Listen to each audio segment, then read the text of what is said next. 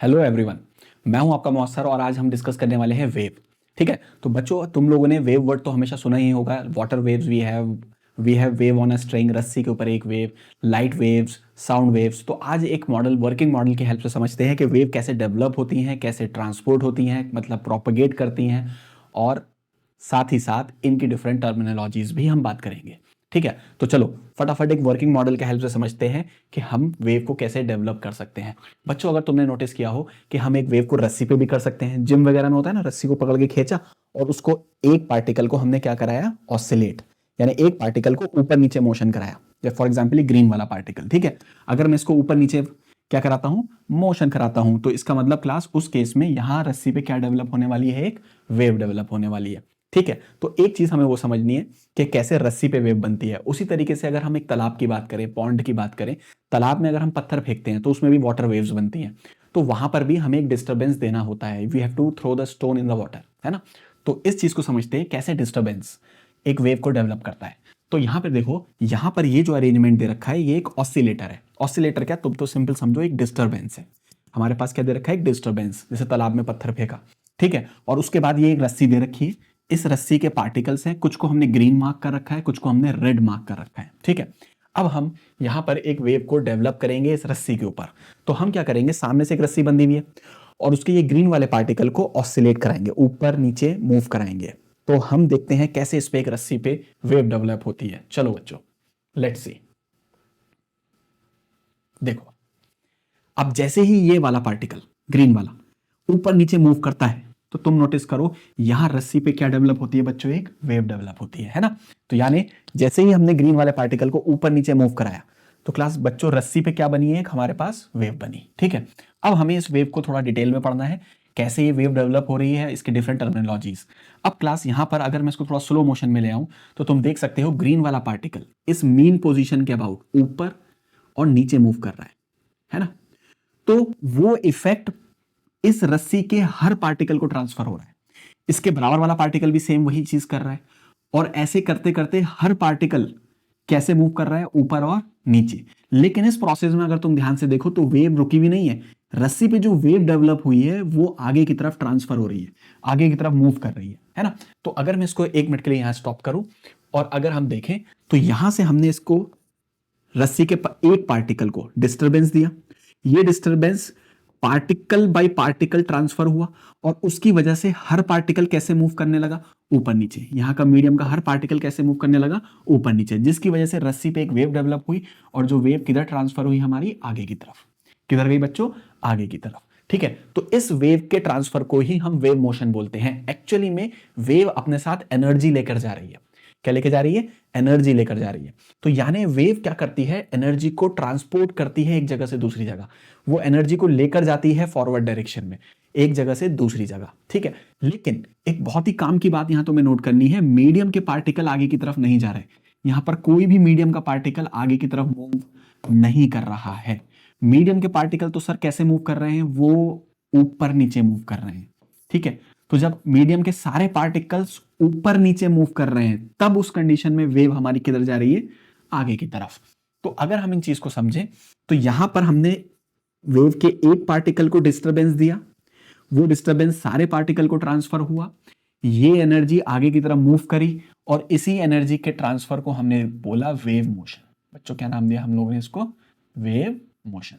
ठीक है, तो पॉइंट नंबर 1 हमें क्या समझना है, पॉइंट नंबर 1 ये है कि जब भी किसी वेव को डेवलप करना है, ठीक है, तो हमें एक डिस्टरबेंस देना होगा। रस्सी पे वेव को डेवलप करना है तो रस्सी के एक पार्टिकल को ऑसिलेट कराना होगा। वो ऑसिलेट, वो डिस्टरबेंस रस्सी के सारे पार्टिकल के पास जाएगा और जिसकी वजह से रस्सी पे एक वेव डेवलप होगी, और जो वेव डेवलप होगी वो आगे की तरफ मूव करेगी और वो अपने साथ एनर्जी को एक जगह से दूसरी जगह ले जाएगी। लेकिन इंपॉर्टेंट ये है, without transfer of medium particles from one place to another. यहां के कोई भी मीडियम का पार्टिकल एक जगह से दूसरी जगह ट्रांसफर नहीं हुआ है, उसके बाद भी वेव अपने साथ एनर्जी आगे की तरफ ले गई। इसी एनर्जी के ट्रांसपोर्ट को, इसी एनर्जी के प्रोपगेशन को हमने नाम दिया है वेव मोशन। तो क्लास इसको एक बार और देख सकते हैं हम, किस तरह से सारे पार्टिकल ऑसिलेट कर रहे हैं और वेव आगे की तरफ जा रही है एनर्जी को लेकर। ठीक है, अब क्लास यहां पर हमें डिफरेंट टर्मिनोलॉजीज के बारे में समझना है, एक एक करके समझेंगे। तो पहले हम थोड़ा इसको स्टॉप करते हैं। मैं इसको यहां पर मीन पोजीशन पे स्टॉप करने की कोशिश करता हूं। बिल्कुल हो गया एग्जैक्ट। देखो बच्चों, अब क्लास ये वाला जो ग्रीन वाला पार्टिकल है ये अभी कौन सी पोजीशन पर है? This is called mean position. This is called mean position. ठीक है, अब हो क्या रहा है, ये मीन पोजीशन से इस साइड कुछ जा रहा है ऊपर की तरफ मैक्सिमम। तो ये जो मैक्सिमम डिस्प्लेसमेंट कर रहा है from the mean position, this point is called, this maximum displacement is called amplitude and this is amplitude position. ठीक है, तो यानी ये ओ से लेट से ए, ओ से ए गया। ठीक है, अब ये यहां रुकेगा नहीं, ये फिर वापस आता है। ये ओ ए से किधर आता है? ओ आता है, फिर ओ से नीचे की तरफ जाता है। देखो ये मैक्सिमम, ये ओ से लेट से इट इज माइनस ए, ऊपर वाला प्लस ए है तो नीचे वाला माइनस ए, फिर ये माइनस ए से वापस आता है। किधर आता है? ओ की तरफ वापस आता है। तो ये ए पे जाना, ओ पर आना, माइनस ए, फिर ओ।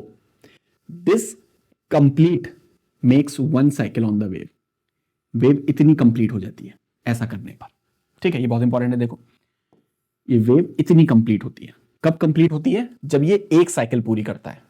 ये पार्टिकल प्लस ए ओ माइनस ए ओ, जब ये इतना मूव कर लेता है उस वक्त रस्सी पे इतनी वेव बन जाती है, इतनी वेव बन जाती है। फिर दोबारा ऐसे करेगा, फिर और आगे ये वेव बनेगी इस तरीके से। अब यहां पर हम एक इंपॉर्टेंट चीज समझेंगे, what is time period. What is बच्चों टाइम पीरियड? टाइम पीरियड क्या होता है? It is time taken to complete one cycle. It is time taken to complete one cycle. एक साइकिल पूरा करने में कितना टाइम लगेगा? तो तुम देखो ये एक साइकिल पूरी हो गई, आधी और आधी, और ये में कैसे हुआ पार्टिकल? ऐसे। तो मान लो ओ से ए से ओ से minus A and minus A से फिर ओ, इतना में जो टाइम लगा that is called our time period. लेट से इतना करने में 10 सेकेंड लगे तो हमारा टाइम पीरियड कितना हो जाएगा? 10 सेकेंड हो जाएगा। मतलब इतनी वेव पूरा करने में, रस्सी पे डेवलप करने के लिए। ठीक है ना? फिर से समझ लो एक बार इसको, इंपॉर्टेंट चीज है। ऊपर गए, ऊपर से फिर ओ पर आए, ओ से माइनस ए पे गए, माइनस ए से फिर ओ पर आए। इस सब में इतने टाइम इसको करने में लेट से 20 सेकेंड्स लगे, तो that 20 seconds is our time period. तो I hope so time period समझ में आ गया होगा। टाइम पीरियड क्या होता है? जो एक साइकिल पूरा करने का टाइम होगा। ठीक है, और एक टाइम पीरियड में कितनी वेव डेवलप हो जाती है? इतनी वेव डेवलप हो जाती है ना? अगर टाइम पीरियड 10 सेकेंड है तो यहां तक 10 सेकेंड हो गए होंगे। अगर टाइम पीरियड 20 सेकेंड है तो यहां से लेकर यहां तक 20 सेकेंड्स पूरे हो गए होंगे। ठीक, अब टाइम पीरियड अगर क्लियर हो गया है तो नेक्स्ट हम समझेंगे what is frequency. Next terminology हम समझेंगे दैट इज फ्रीक्वेंसी। अब देखते हैं बच्चों फ्रीक्वेंसी क्या है। अब फ्रीक्वेंसी के लिए हमें ये समझना है, पहली बात इसको, एक तो इसका फॉर्मूला याद रखना है और इसको कॉन्सेप्चुअली समझना है। फ्रीक्वेंसी होता है दिस वन, फ्रीक्वेंसी होता है number of cycle in 1 second. Number of cycle in 1 second, number of cycle in 1 second. मतलब फॉर एग्जाम्पल ये वाला पार्टिकल 1 सेकेंड में ये कर पा रहा है, देखो, यानी वो एक साइकिल पूरी कर रहा है, यानी 1 सेकेंड में इतनी साइकिल पूरी कर रहा है। कितने टाइम में? 1 सेकेंड्स में। तो मैं बोल दूंगा यहां पर इस वेव की फ्रीक्वेंसी 1 हर्ट्स होगी। कितनी होगी? 1 हर्ट्स। हर्ट्स इसकी यूनिट है। ठीक, और समझो, मान लो ये ग्रीन वाला पार्टिकल या इस रस्सी का कोई भी पार्टिकल 1 सेकेंड में ये कर रहा है। क्या कर रहा है? फिर देखो ये, फिर ऐसे ऐसे ऐसे ऐसे। तुम बोलोगे सर इसने तो 2 चक्कर पूरे कर लिए, दिस इज 1 चक्कर एंड दिस इज सेकंड चक्कर, second cycle, this is first cycle, this is second cycle. यानी वेव इतनी डेवलप हो जाएगी, ये यहां लगा इसको 1 सेकेंड। तो देखो यहां पर 1 सेकेंड में कितनी साइकिल पूरी कर गया? This is first cycle, 1 cycle. ठीक, this is our second cycle, this is our second cycle. यानी यहां पर 1 सेकेंड में वो 2 साइकिल पूरी कर रहा है, तो यानी इसकी फ्रीक्वेंसी हो जाएगी 2 हर्ट्स। मुझे लग रहा है बहुत अच्छे से बात समझ में आ रही होगी। ठीक है, तो 1 सेकेंड में वो कितनी साइकिल पूरी कर रहा है, तो उसको बोलते हैं हम फ्रीक्वेंसी। ठीक है, सोचो टाइम पीरियड क्या था?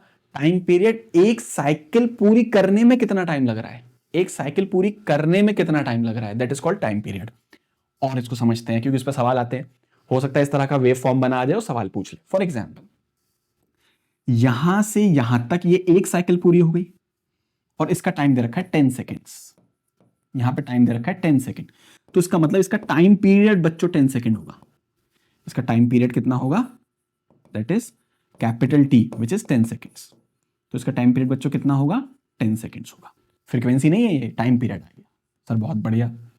अगर ऐसा दे रखा हो, कैसा दे रखा हो कि ये एक यहां ये 1 सेकेंड दे रखा है इस बार टाइम, 1 सेकेंड में कितनी साइकिल पूरी करी जरा नोटिस करो। 1 सेकेंड में कितनी साइकिल पूरी करी? सर ये तो एक हो गई यहां पर और ये आधी हो गई, so this is 1.5 1.5 cycles 1.5 cycles. तो इसका मतलब ये है कि इसकी फ्रीक्वेंसी होगी 1.5 हर्ट्ज। यानी 1 सेकेंड में कितनी साइकिल पूरी करी? 1 सेकेंड में कितनी साइकिल इसने पूरी करी? 1 सेकेंड में कितनी साइकिल्स पूरी करी, दैट इज फ्रीक्वेंसी। अच्छा, अब इंपॉर्टेंट चीज ये है कि इन दोनों में एक रिलेशन होता है। वो ये होता है कि time period is reciprocal of frequency. बहुत ही काम की बात है, न्यूमेरिकल आते हैं। Time period is reciprocal of frequency. ठीक है, दोनों रेसिप्रोकल होंगे। ठीक, या हम ऐसे समझ सकते हैं frequency is reciprocal of time period. ठीक है, इन दोनों को ध्यान रखना है। तो बच्चों हमने यहाँ पे क्या क्या चीजें सीख ली? पहला हमने बात ये सीखी कि इस मीडियम का पार्टिकल जो मैक्सिमम डिस्प्लेसमेंट करेगा दैट इज आवर एम्पलीट्यूड। बहुत बढ़िया सर। फिर हमने सीखा फ्रीक्वेंसी। फ्रीक्वेंसी होता है 1 सेकेंड में कितनी साइकिल, 1 सेकेंड में कितनी साइकिल। फिर हमने सीखा टाइम पीरियड, 1 साइकिल में कितना टाइम लगा, 1 साइकिल में कितना टाइम लगा। दोनों में relation, time period is 1/f। अब हम अपना नेक्स्ट चलते हैं क्लास टर्मिनोलॉजी की तरफ, that is our crust, trough. कौन सी लोकेशंस होती हैं वेव के अंदर? अब देखो क्लास, ये वाला पार्टिकल को अगर हम ध्यान से देखें तो ये अपने मैक्सिमम पोजीशन पर है, एम्पलीट्यूड पर है ना। इस वाले पार्टिकल को देखें मैक्सिमम पोजीशन पर है, इस वाले को देखें मैक्सिमम पोजीशन पर है। तो जो पॉजिटिव साइड मैक्सिमम पोजीशन होती है that is called crest. Positive side जो मैक्सिमम होती है, this is plus A. Positive side जो मैक्सिमम होती है positions that are called crest. बच्चों को क्या बोलते हैं? क्रस्ट। उसी तरह से अगर तुम नोटिस करो, ये मैक्सिमम पोजीशन है, लेकिन नेगेटिव साइड जो मैक्सिमम पोजीशंस होती है, ये वाली इनको बोलते हैं ट्रफ। इनको क्या बोलते हैं? ट्रफ। क्या बोलते हैं? ट्रफ। तो बेसिकली ये क्रस्ट है हमारे sea, and these locations are our trough. These locations are our trough. These locations are our trough. ठीक है, तो वेव के अंदर हमने एक नई चीज समझी कि कुछ लोकेशंस क्रस्ट कहलाती हैं, कुछ लोकेशंस ट्रफ कहलाती हैं। ऊपर की तरफ जो मैक्सिमम पॉइंट्स हैं सारे के सारे, दोज आर आवर क्रस्ट, और नीचे नेगेटिव साइड जितने भी हमारे मैक्सिमम लोकेशंस हैं, दोज आर आवर ट्रफ। अब हम आगे कुछ और सीखते हैं बच्चों यहाँ पर। तो ये वाली जो लोकेशंस है हमारी, वो क्रस्ट है। तो ये कॉन्जिक्यूटिव क्रस्ट है, एक के बाद एक। इनके बीच की दूरी को हम बोलते हैं वेव लेंथ, लैम्डा। क्या बोलते हैं बच्चों? Wave length. ध्यान रखना है इसको, क्या बोलते हैं? Wave length. ठीक है, जैसे ये वाली लोकेशन देखो, ये ट्रफ है और ये अगला ट्रफ है, अगला कॉन्जिक्यूटिव। दो कॉन्जिक्यूटिव ट्रफ के बीच की दूरी को भी वेव लेंथ बोलते हैं। क्या बोलते हैं? Wave length. क्या बोलते हैं? Wave length, lambda. तो अगर ये पूछ ले कि भाई वेव के अंदर वेवलेंथ कौन होती है, तो वेवलेंथ होती है दो कॉन्जिक्यूटिव क्रस्ट के बीच की दूरी या दो कॉन्जिक्यूटिव ट्रफ के बीच की दूरी को हम वेवलेंथ बोलते हैं। बहुत बढ़िया। अब एक बात बताओ क्लास, ये जो वेव रस्सी पे बनी, ये वेव रुकी हुई थी या आगे की तरफ चल रही थी? तो बोलो सर ये तो आगे चल रही थी। तो जिस स्पीड से चलती है उसको बोलते हैं वेव स्पीड। क्या बोलते हैं? Wave speed. तो बच्चों एक बात बताओ, बहुत ही इंपॉर्टेंट, क्या ये पार्टिकल आगे की तरफ जा रहे हैं? नहीं सर, ये पार्टिकल आगे नहीं जा रहे हैं। ये पार्टिकल कैसे मूव करते हैं? ऐसे, टू एंड फ्रो, है ना, ऐसे मूव करते हैं, टू एंड फ्रो। यही करते हैं सारे। लेकिन रस्सी पे बनती है एक वेव ट्रैवल करती है आगे, which is wave speed. Wave length को डिफाइन करने का एक और तरीका भी है यहां पर। वो तरीका ये है कि वेव लेंथ है एक, लेंथ का मतलब कुछ डिस्टेंस है। तो वेव जो डिस्टेंस चली वन टाइम पीरियड में, वेव जो डिस्टेंस ट्रैवल करी इन वन टाइम पीरियड में वेव जितना आगे मूव करेगी। सर ये क्या चीज है, इसको समझते हैं। देखो, जैसे फॉर एग्जाम्पल यहां पर ये पार्टिकल फॉर एग्जाम्पल यहां एक साइकिल पूरा करने में इसको टाइम लगा 10 सेकेंड, ठीक है सर, एक साइकिल को पूरा करने में टाइम लगा 10 सेकेंड, तो तुम बच्चों बोलोगे 10 सेकेंड तो सर इसका टाइम पीरियड हो गया, ये तो अभी आपने समझाया था कि एक साइकिल को पूरा करने में जो टाइम लगा that is called time period, बिल्कुल ठीक। अब टाइम पीरियड मान लो यहां पर वेव की स्पीड दे रखी है 2 मीटर पर सेकेंड, तो बताओ एक सेकेंड में वेव कितना आगे बढ़ जाएगी, तो distance equal speed into time, distance equal speed into time, तो that will be 10 into 2, so it will be 20 metre, 20 metre चल जाएगी। ये भी हमारी वेवलेंथ है। तो वेवलेंथ को डिफाइन करने का, यानी ये डिस्टेंस, ये वाली डिस्टेंस, तो वेवलेंथ को डिफाइन करने का बच्चों एक तरीका और मिल जाता है हमें कि जो वेव आगे चलेगी डिस्टेंस कितने टाइम में, 1 टाइम पीरियड, 1 टाइम पीरियड में वेव यहां रहेगी, आगे जाएगी, तो ये जितनी दूरी आगे जाएगी that is called our wavelength, तो इसको भी हम वेवलेंथ बोल सकते हैं, बिल्कुल ठीक है। तो यहां वेवलेंथ 20 आ गई जो मैंने एग्जाम्पल लिया। तो अगर मैं इसको वैसे जनरल बात करूं तो ये पॉइंट, ये एक साइकिल पूरी हो गई, तो इस डिस्टेंस को भी हम बोल सकते हैं वेवलेंथ लैम्डा, और इसको यहां तक पहुंचने में जो टाइम लगा that is our time period, एक साइकिल का टाइम पीरियड, और स्पीड कितनी है v, तो मैं डिस्टेंस बराबर लिख सकता हूं speed into time, wavelength is a distance equal speed into time, so wavelength बराबर आ जाएगा व्हाट इज स्पीड v, ठीक है, और टाइम पीरियड कितना है t, टाइम पीरियड को हम लोग लिख सकते हैं 1 अपॉन फ्रीक्वेंसी भी लिख सकते हैं, तो यहां से lambda into frequency is equal to v, एक बहुत काम की इक्वेशन डराइव हो गई कि वेवलेंथ मल्टीप्लाइड बाय फ्रीक्वेंसी बराबर होता है स्पीड ऑफ द वेव, ठीक है। तो ये कुछ टर्मिनोलॉजीज थी जो हमने डिस्कस करी। Number 1 amplitude, time period, frequency, relation between wavelength, frequency and speed, ठीक है, स्पीड ऑफ वेव, क्रस्ट बात करी, ट्रफ बात करी, काफी सारी चीजें। चलो एक बार इसको फिर चला के देख लेते हैं, समराइज कर लेते हैं चीजों को। मैंने इसको प्ले करा, ठीक है, स्लो मोशन में। तो क्लास यहां पर देख सकते हैं, फटाफट इसको 1 मिनट में समराइज करेंगे। ये रस्सी का पार्टिकल था, ये टू एंड फ्रो मूव करा ऊपर नीचे, और ये इफेक्ट सारे पार्टिकल में फैल गया, जिसकी वजह से रस्सी पे एक वेव बन गई, बहुत बढ़िया, वेव रुकी भी आगे जा रही है, that is called wave speed, बहुत बढ़िया। कुछ पार्टिकल्स जो अपनी मीन से मैक्सिमम जा रहे हैं, this position is called amplitude and this displacement is called amplitude, है ना, ये पोजीशन एम्पलीट्यूड पोजीशन है और ये डिस्प्लेसमेंट क्या है, एम्पलीट्यूड है, ठीक है। फिर हमने टाइम पीरियड बोला, टाइम पीरियड मतलब एक साइकिल में जो टाइम लगा that is time period. Frequency, एक सेकंड में कितनी cycle, that is our frequency, ठीक है। फिर हमने बोला जो टॉप मोस्ट लोकेशंस होती हैं, top most location these are called crest, other side जो टॉप मोस्ट लोकेशन होती हैं दैट इज कॉल्ड ट्रफ, ठीक है ना। जैसे रोक कर एक बार बना देते हैं फटाफट, देखो, तो हमने बात करी ये वाली top most position that is amplitude position, ये डिस्प्लेसमेंट एम्पलीट्यूड, बहुत बढ़िया। कॉन्जिक्यूटिव क्रस्ट के बीच की दूरी इज वेवलेंथ, है ना। एक साइकिल को पूरा करने का time is called time period, ठीक है। एक सेकंड में कितनी साइकिल, फ्रीक्वेंसी, दोनों में रिलेशन कितनी, t इक्वल्स 1/f। फिर एक रिलेशन और थी, क्रस्ट और क्रस्ट के बीच की दूरी कौन थी, वेवलेंथ को अगर हम फ्रीक्वेंसी से मल्टीप्लाई कर देंगे you will get speed of the wave, यानी वेव रुकती है, आगे जाती है।